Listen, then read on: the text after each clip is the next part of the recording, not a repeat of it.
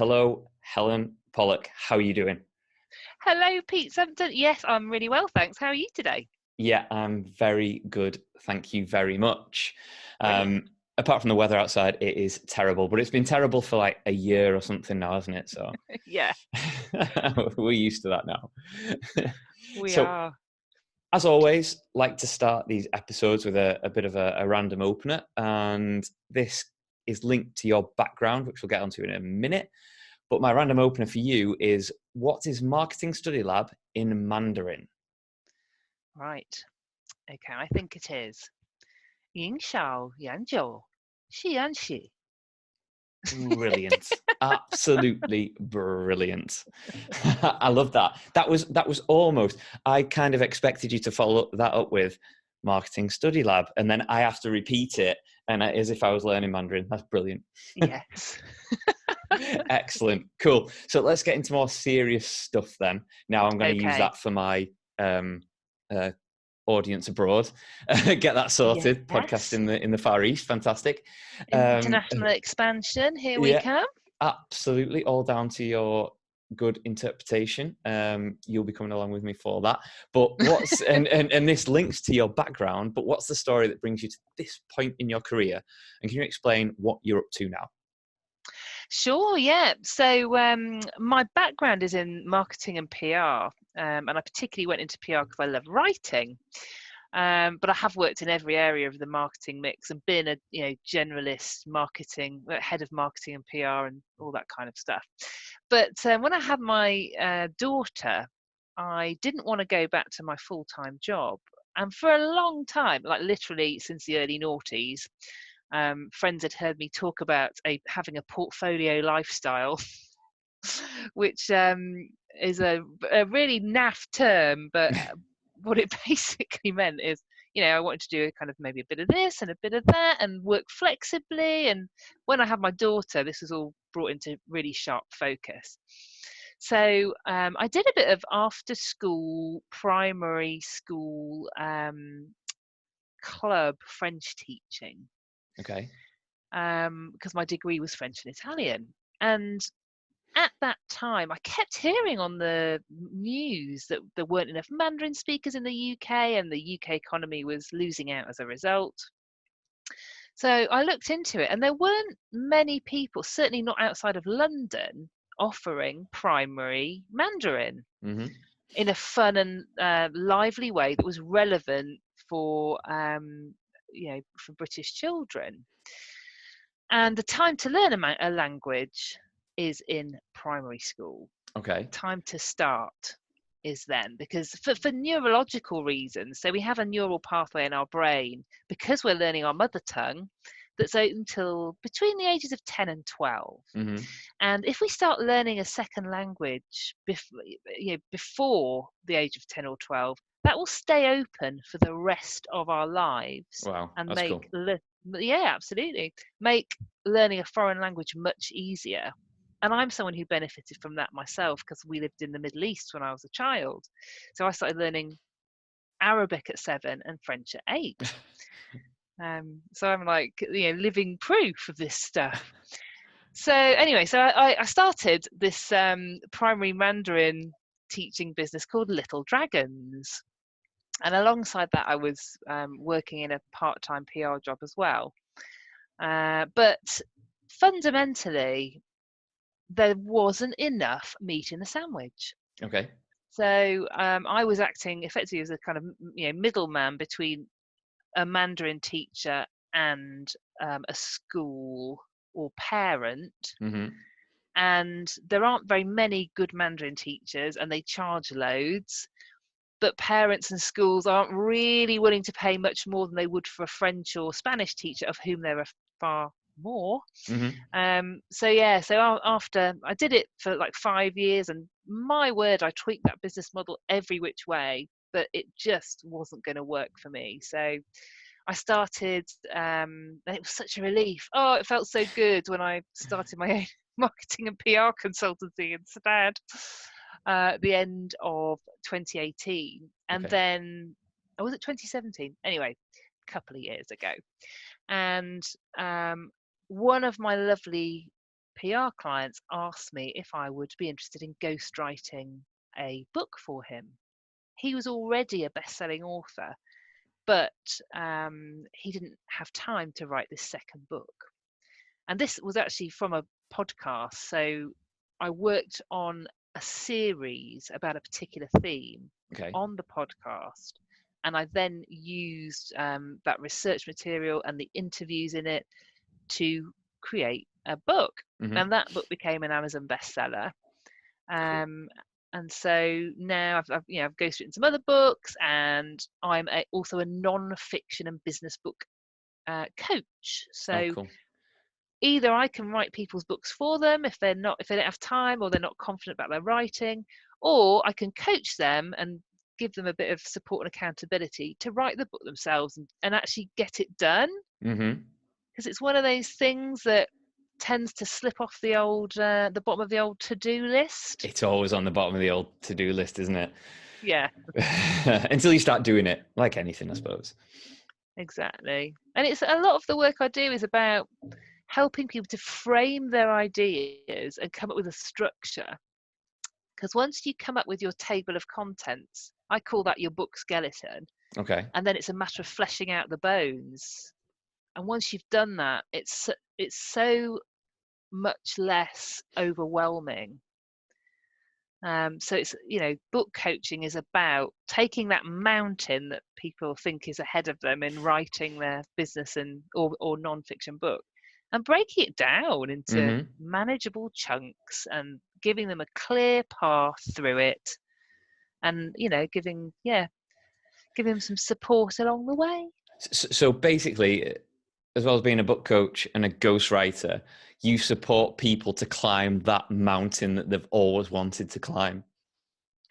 Yeah, there's something really rewarding about helping people to realize a dream. And I tend to specialize, not exclusively, but I help a lot of women entrepreneurs to write their books. And that's particularly rewarding for me. Women are underrepresented in business books. And there are so many amazing women with really inspiring stories to share that make a positive difference to the world, so to help people to tell those stories and inspire other people, and particularly other young women, that really means a lot to me. That's cool. I like that. It's weird that you say that about inspiring women. I remember when I started the podcast a few years ago, and I was just trying to look through it then, and it was episode 14 when I had the first lady come onto the podcast, and I remember looking at it, and it was just by coincidence. It was just episode 14, by no hook or by crook or anything. And then I was just thinking, imagine if I only had 2 or 3 like women representing the greatness that is the business world come on the podcast. And I hope I get a nice little split between 50-50, and I think I do. And I just remember that time looking back and thinking, I've had like 12, 13 people on, and they're all male. How has this happened? How embarrassing. But by episode 86, I interviewed a lady called Laurie Wright, who she's an author of children's books, which is quite cool. So that was dead interesting to learn about writing for children and stuff like that. But I think today it'll be really cool, because what I'd like to get from you and the actionable tips that I'd like you to bring to the podcast is kind of the issues that, if I was going to write my own copy or someone else is going to write their own copy, what are the issues they need to know about, and how do they make their copy really pop? Yeah. Oh, it'd be such a pleasure. Cool, go for it. So I have to review a lot of copy, and have done throughout my career, really. Throughout your life. Oh yes. And it's amazing how often I see the same issues cropping up. So top of the list is, it's not about you. Oh, what? No. So all too often I see people writing as if they're writing for themselves, as if they are going to be the reader of this. as opposed to thinking about who their audience is. And, go back before we start writing anything. We really need to have our kind of reader avatar sorted. Okay. If you're writing for business, that's probably your customer avatar. We need to think about their pain points, and those can then become the themes about which we write. Okay. So yeah, just it's not about you, it's about them. And the And if pain it's not, points, weirdly yeah, enough, it's about the pain points that they have that you solve, which is like, yeah, again, you're not going to write it for you. It's writing about their pain points. exactly. And yeah, we see, crikey, we see this all the time, generally in marketing, I think, where people go on about like product or service features, rather than like benefits and outcomes. I mean, Mm-hmm. as someone who's reading something, and particularly we need to remember that if people are assailed by competing content their every waking moment these days. And so, if your copy doesn't answer the question, what's in it for me, for your reader, immediately, then they're going to switch off. Mm. So that's my first and most important point, I think. Cool. And then the second thing is too many words. Right. Why use? Some people seem to think, why use 10 words if I can use 20? Yeah, absolutely. Yeah. So we just need to go through our copy, and we want every single word to add value. Every word, every sentence. If it doesn't give value to your reader, take it out. Okay. So if I've written something and it's really long, but I'm looking at it and I think, well, everything's valuable, but I know it's too wordy. How the hell do I go about cutting words out? Is it a case of just being brutal or brutally honest? So, I am a professional writer, and yet I always can cull things out of my own writing when I go back to edit it. Really easy places to start are words that don't mean anything. Actually, basically, just those kind of things. You just like narrowed down my vocabulary to literally 4 words. I'm screwed. Basically, you're just screwed. Yeah, basically. So things like that, we put so many filler words in without even Mm, realizing, and just take those out for starters. Also, I like to try, well, we all need to find a balance between shorter sentences and longer sentences to add variety okay. and make Never thought the of that. piece more engaging. It's just variety is the spice, and we want to make this as engaging for the reader as possible. So too wordy was point number 2. Yeah. And then the third one is use of jargon or corporate speak. Okay. Again, this is really closely linked to point number 1. There is a caveat. So if you are like a brain surgeon, you're writing for other brain surgeons, totally fine. Absolutely go for it. So it does depend on your audience. Mm-hmm. But by the same token, never assume that your reader will necessarily understand things like acronyms that may be specific to your organisation or sector. Yeah. I mean, there are ways that, say, my other half is like a civil servant, and there's turns of phrase that he uses that are pure civil service. You would never see them outside. Okay. And it's really interesting, but and most organisations are the same. So Mm-hmm. what we don't want to do is we don't want language to become exclusive, and by that I mean that in the pure sense of excluding people. We want all the people for whom this piece is relevant to be able to understand it. So if we move on then to the kind of hints and tips for tackling these sorts of problems. Yeah. Please, just before you go on to that, little bonus pro tip for anyone. If you do start in a new organization or more to the point, a new industry, then what I found was massively beneficial. Get your workbook, first page, start writing down all the acronyms. And don't be Yes. afraid if you're in a meeting or whatever and someone says, oh yeah, ABC, and you're sat there and you're like, is this something I should know? What the hell's it? Just ask. Just ask. Don't be the dickhead that doesn't ask. Just Yeah. ask what it means, write it down, and then the next person, when you say that and someone new's in the room, you can be the person, the bigger person that says ABC, and then you explain it to that new person rather than them sitting there like an idiot. Absolutely. And that's it. I think we just forget, don't we? We Yeah. forget that we have our own little, vocabulary. Yeah, writing for your audience. Yeah. There you go. Sorry, I Absolutely. digress. So, if in terms of some really kind of quick win stuff for better editing and proofreading of your own work, I'm quite into Grammarly at the moment. Oh, Grammarly's cool. Yeah. Quite like Grammarly. I hate to Okay. say it, although it is a bit.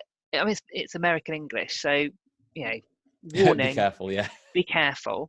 Um, some people aren't keen on Grammarly. Well, Hemingway is another one that you can use that's similar, that will actually suggest where you're going wrong with your writing. The other thing is I'm very fond of the Flesch Kincaid readability scale. I've never heard of that. What the heck is that? Have you not? Oh, total win then. Um, if you go into your settings in Microsoft Word, Yeah. if you go into the spelling and grammar settings, there's a little check tick box, where you can add, it says give readability stats. Just tick Okay. that box. And then when you go through your kind of spelling and grammar check, it'll give you a number out of 100. So 100 is like really easy to read. And I think probably 60, 70 is probably where you want to be aiming. 70's a pass. 70's like, sorry, 70's a distinction. So I'm happy with 70. Yeah.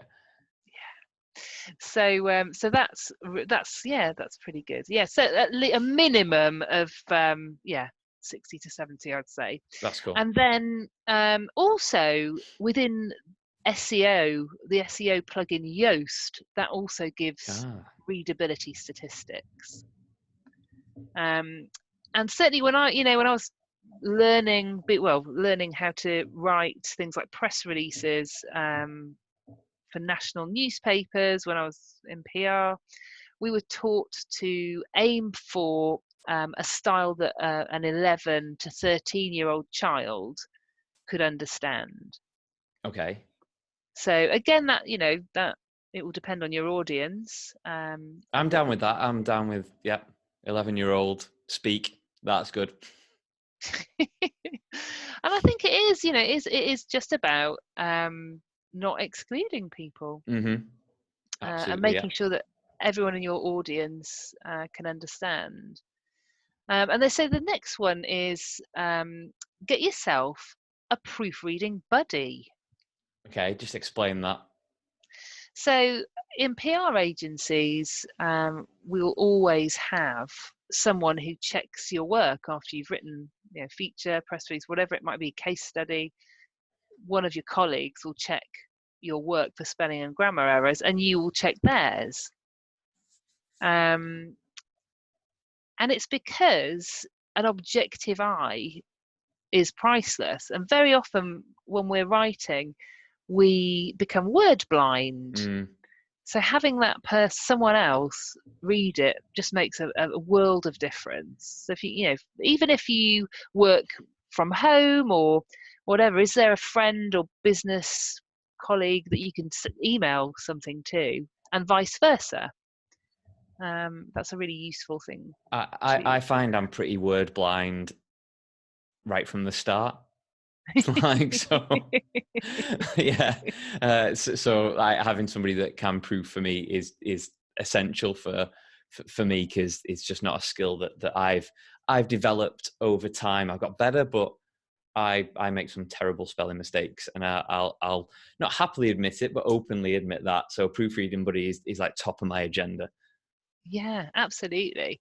And then, well, sort of moving on nicely from there, my other half is dyslexic, Okay. and has always, struggled with, spelling and grammar and just writing in general, Mm. really.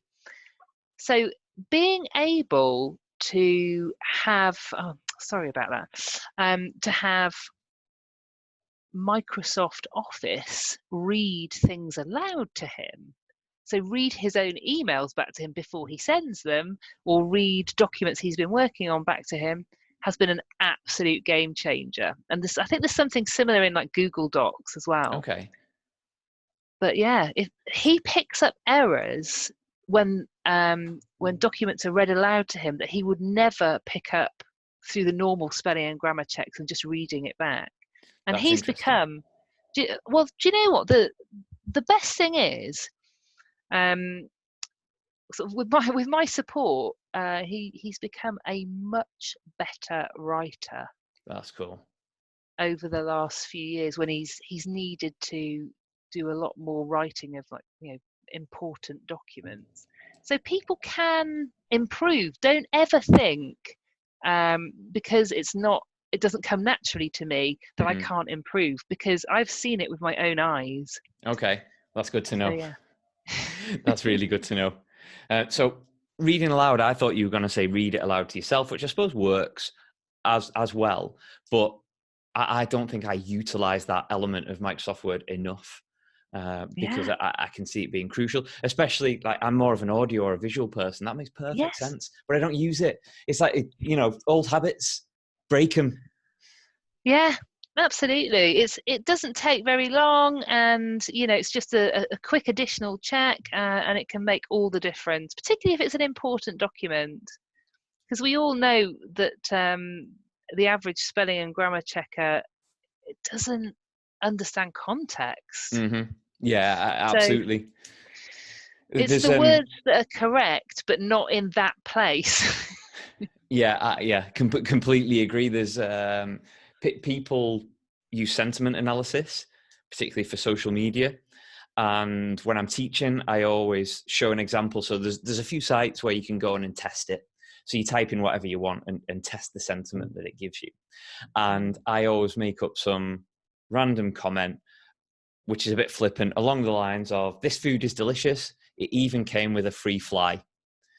And because it is all positive in what you're saying, word wise, usually the sentiment analysis is positive by about 80 or 90%. You take the free fly thing and it either goes down or stays at that percentage. And it's interesting. And I'm sure there'll become a time where this sentiment analysis can pick up on those areas of dialect that might be sarcasm, or it might be Yes. something in terms of the local slang or whatever it might be. But until such time, you've got to be so careful with things like that, particularly when you're Yeah. analysing what people are writing and how they're going to read it. Absolutely. And technology is fantastic, but it is definitely not infallible. Yeah, So completely agree. So they are mega 6 amazing tips, which I'm definitely learning from them, and I've got to implement all of them in some way, shape, or form, without a doubt. Thank you so much for doing that. But this is going to be a pleasure. bit more testy for you. So are you ready for some quickfire questions? I'm ready. Boom, let's do it. What's that source of info you can't live without? Oh, it's got to be blinking Wikipedia. I think, like, because I'm really nosy, and I like to find out about stuff, and it's just such a great resource. It I is, think it's mad. if it were taken away from me, I'd be bereft. It'd be interesting to see what the top search would be for random queries if Wikipedia Yeah. didn't exist. And give all the smaller Yeah. websites a chance. Come on. Yeah. Give us a break. It's like you can't I get do away from. I like Quora as well, actually. Yeah. But yeah, it's Wikipedia is where it's at. But I find that I'll trust Wikipedia until it's crucial I get something right. And then I'll read it and I'll be like, but is that right? Yeah. And 9 times out of 10 it is, if not 99 out of 100. It's usually bang on. So, Yeah. interesting one here. What was the last thing you remember searching on Google? So I'm totally busted here, aren't I? So I Googled, what is Marketing Study Lab in Mandarin? Okay, that's fair enough. But having said that, even if you have been busted, you still had to pronounce it. So that is fair play, and you did a cracking job with that. So we'll let you off in terms of the search. Thanks. Okay, so if you could tell your 10-year-old self one thing, what would it be?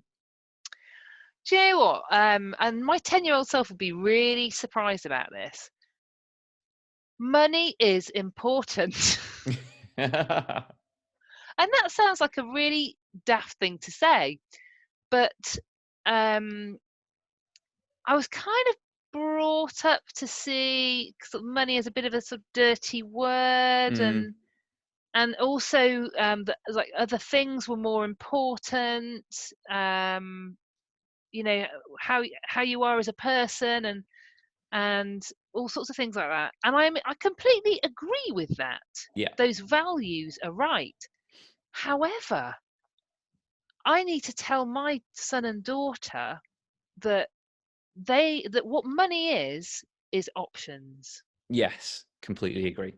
Money is choice. Yeah, And what you want to do is make sure that whatever you do gives you enough money to have choice and options in life and mhm. never feel trapped. So that's what I would say. Which I, yeah, I like that. It's quite in a backwards way. It's really refreshing because you always hear that money isn't the end of the world, and it isn't. And that you should always do what you love rather than doing it for the money, and you should. But in yeah, the same respect, and if you want to live on a very, very small amount and live that lifestyle, that is absolutely 100% well done. Fantastic, great job. But you yeah, still, unfortunately, need it. And the way you phrased it there in terms of having options is absolutely perfect. It's not about the money in your account, it's the options it provides to do good or support or invest or whatever it might be. It's options. Absolutely love it. yeah, So, yeah. And sorry, carry on. sorry, absolutely. No, go on. No, that's right. I just feel like you can just be it sounds like ridiculous, but kind of be the best version of yourself if you've Mm, got some funds behind you. Do that charity thing that you've always wanted to do, or if your elderly parent needs a hip replacement and they're in agonizing pain and it's going to be 18 months on the NHS, be able to pay for private medical care. It's yeah. yeah, there's a whole different argument about whether that's right or not, but it can solve some of life's problems and allow you to take up some of life's opportunities as well. Yeah, completely agree. Talking of life's opportunities, two final questions here. The first one is like a biggie, so brace yourself. Um, Okay. Chinese, Indian, or chippy tea? Profound. Tricky. Yeah, absolutely, it is. It's one of these decisions that is a head scratcher. I'm gonna go for Chinese. Oh, okay. My parents lived in Singapore for 7 Yeah, years, and it's 81% ethnically Chinese. Man, I've had some great food I can imagine. Yeah, absolutely. Yeah.